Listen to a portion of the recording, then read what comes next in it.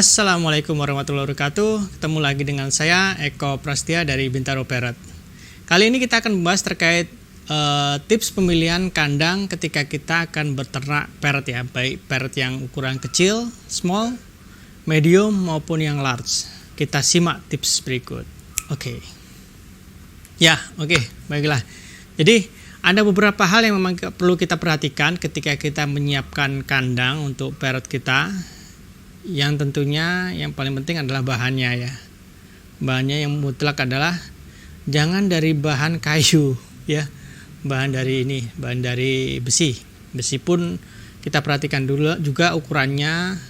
Ukurannya jangan sampai parrot itu bisa menggigit sehingga patah ya, menyebabkan dia bisa keluar dari kandang. Kemudian penyusunan tempatnya sendiri ya. Peletakan glodoknya, apakah kita gantung ataupun kita posisikan di rak, ini juga berpengaruh ya. Terus kemudian yang tidak kalah penting adalah ukuran. Bagaimana cara kita memilih ukuran yang pas dari kandang ini memang sesuai dengan jenis parrotnya sendiri. Ya, siapa yang mau roti? Ada roti, sari roti lewat. Oke, kita lanjut ya. Jadi ukuran ini sangat menentukan kenyamanan atau tidaknya dari parrot ketika dia mau berkembang biak ya. Jangan sampai kita pilih kandang yang terlalu kecil untuk size burung yang besar. Nah, ini akan menyebabkan dia tidak nyaman gitu. Dan kemudian gangguan dari eksternal. Jadi misalkan apakah di situ ada semut ataupun predator seperti tikus. Nah, ini juga efek ya ketika kita mau beternak parrot. Oke, nggak panjang lebar, langsung aja kita sekarang lihat ukuran dari kandang-kandang ketika kita mau beternak parrot. Oke, check it out. Ini contoh untuk kandang small parrot ya. Jadi bisa digunakan untuk lovebird, kemudian parkit, cockatiels, konur kecil. Nah, terkait instalasinya ini teman-teman bisa lihat ya. Ini posisi glodok ini digunakan di luar. Kandangnya ini ukuran 60 cm lebarnya. Nanti ukuran lengkapnya ada di ini ya, di deskripsi.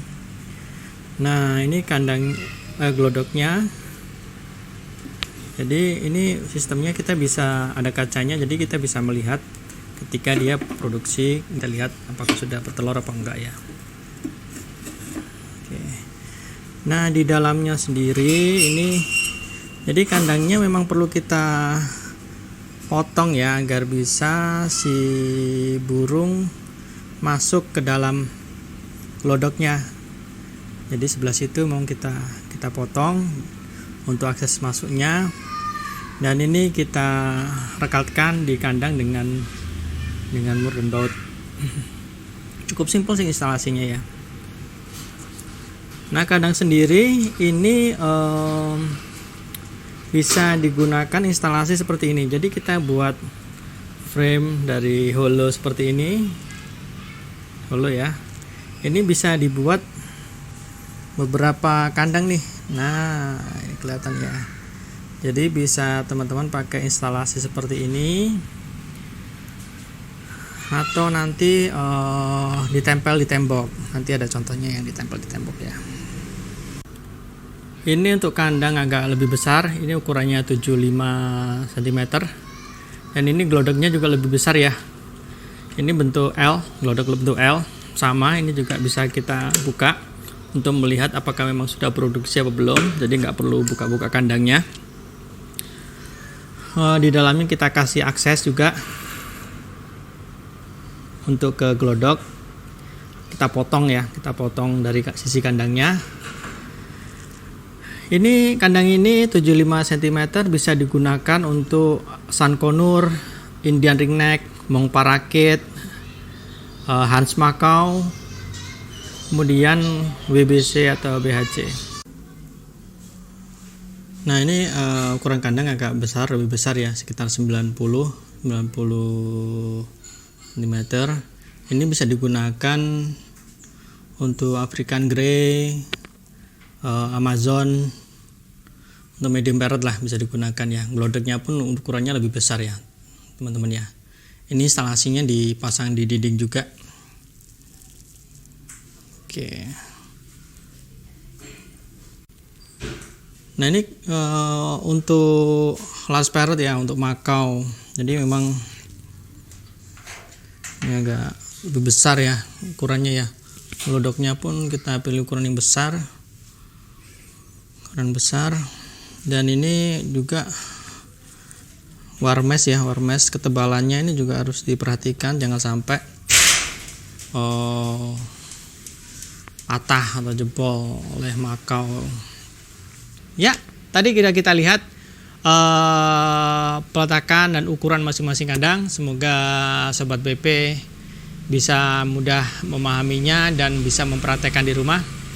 Dan tips terakhir ketika teman-teman mau breeding, ada tiga alat yang dia super murah tapi sangat memberikan impact ketika kita breeding. Ya, kita bahas. Yang pertama ini kelihatan ya. Ini adalah kapur semut. Ya.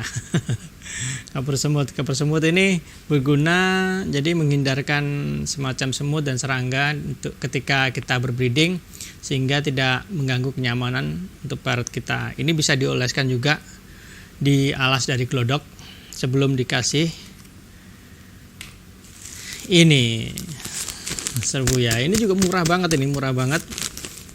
tapi ini berpengaruh kenyamanan parrot kita ketika dia mengerami telurnya.